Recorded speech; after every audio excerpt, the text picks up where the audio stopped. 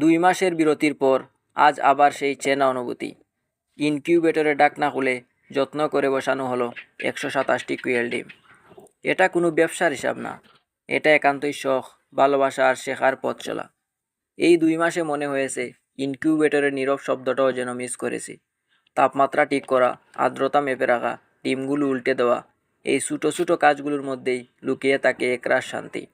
প্রতিটা ডিম শুধু ডিম নয়, প্রতিটা ডিম মানে নতুন জীবন দেখার অপেক্ষা।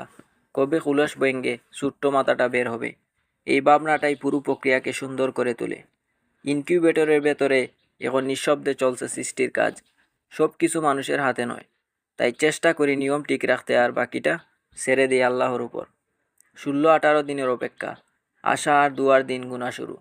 ফুটুক বা না ফুটুক, এই অভিজ্ঞতাটাই আমার কাছে সবচেয়ে বড় পাওয়া। শখের কাজে লাভ ক্ষতির হিসাব নেই, আছে শুধু যত্ন, ধৈর্য আর শেখার আনন্দ।